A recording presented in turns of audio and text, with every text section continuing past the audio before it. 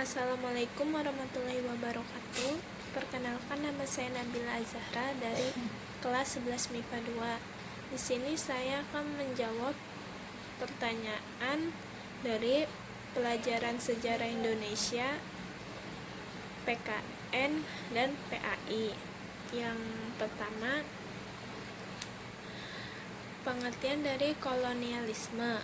Kolonialisme merupakan suatu paham mengenai penguasaan wilayah atau negara oleh bangsa lain dengan maksud untuk memperluas wilayah kekuasaan bangsa tersebut.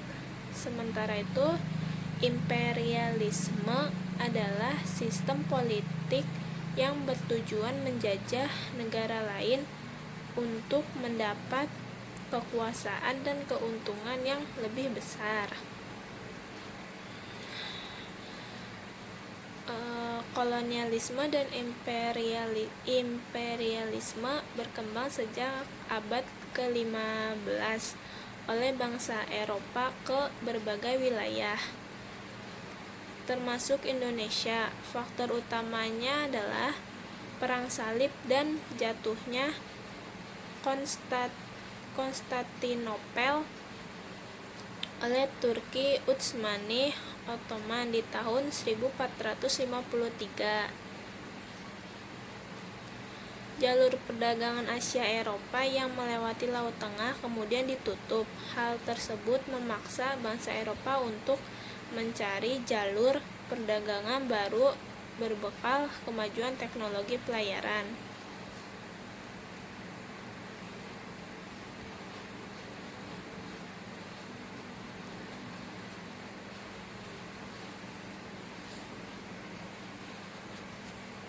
Rempah-rempah juga menjadi alasan bagi bangsa ini untuk melakukan penjelajahan mengingat harganya yang tinggi di pasar Eropa.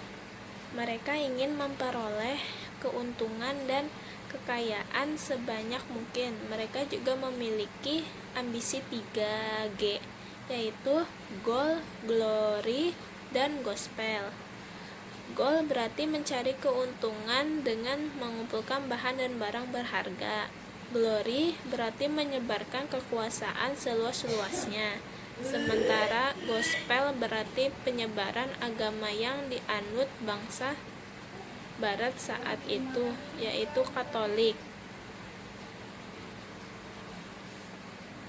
Bangsa Barat yang mendatangi Indonesia rupanya tidak hanya Belanda. Di tahun 1511 Portugis mendarat di Malaka. Spanyol juga mendatangi Indonesia di tahun 1521 dan mendarat di Maluku. Barulah Belanda mengikuti di tahun 1595 dan mendarat di Banten.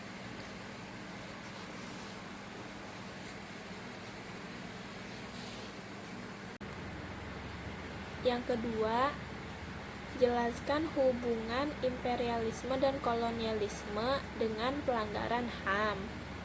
Karena bila suatu negara atau daerah menganut dan menjalankan kedua sistem tersebut, maka dengan sendirinya pelanggaran HAM akan terjadi karena adanya ketidakseimbangan atau ketimpangan untuk suatu kelompok tertentu atau golongan tertentu.